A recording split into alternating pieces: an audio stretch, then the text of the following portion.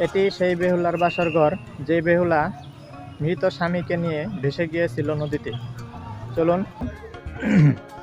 লক্ষিন্দরের বাবা চাঁদ সদাগর জ্যোতিষীদের মাধ্যমে জানতে পারে যে লক্ষিন্দরকে সাপে কামড় দিবে এবং সাপের কামড়ে তার মৃত্যু হবে।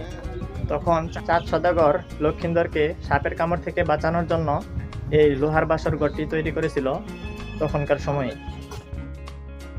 আসসালামু আলাইকুম বন্ধুরা, আজকের এই ভিডিও সাজিয়েছি বেহুলার বাসর ঘর নিয়ে। বন্ধুরা, ঢাকা থেকে উত্তরবঙ্গের যে কোনো গাড়িতে উঠলে আপনাকে বগুড়া নামিয়ে দিবে। আপনি যদি বাসে আসেন তাহলে সরাসরি বগুড়ার মহাস্থান নামবেন। সেখানে শাহ সুলতান এর মাজার দেখে চলে যাবেন বাসরঘর অটোরিকশায়। যদি আপনি ট্রেনে আসেন তাহলে বগুড়া থেকে মহাস্থান সিএনজি অটোরিকশা বা বাসেও আসতে পারেন। দর্শক, লোকমুখে প্রচলিত হালকা মিথ্যা মিশানো বাসর ঘরের ইতিহাসটা বলি। অনেক বছর আগে প্রাচীন বাংলায় চাঁদ সদাগর নামে এক ধনী ব্যবসায়ী ছিলেন।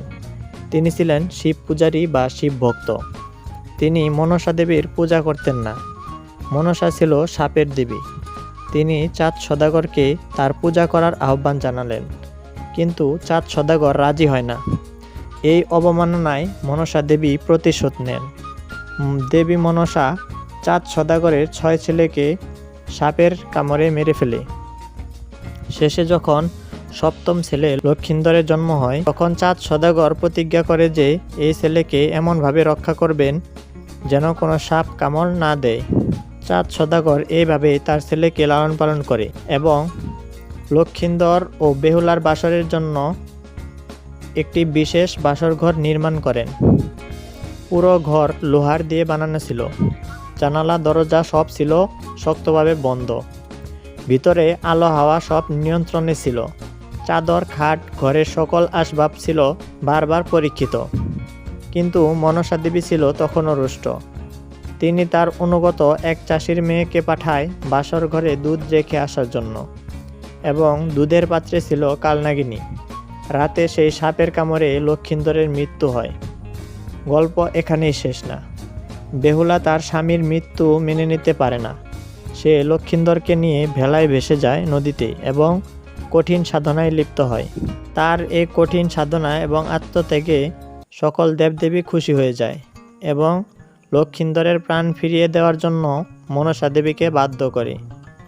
মনসা লক্ষিন্দরের প্রাণ ফিরিয়ে দেয়। ফলে চাঁদ সদাগর মনসার পূজা শুরু করে।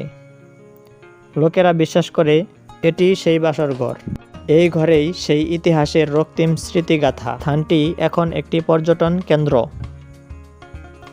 দর্শক, ভিডিওটি আপনাদের কাছে কেমন লাগলো অবশ্যই কমেন্টে জানাবেন, এবং আপনারা কোন ধরনের ভিডিও চান অবশ্যই কমেন্টে জানাবেন।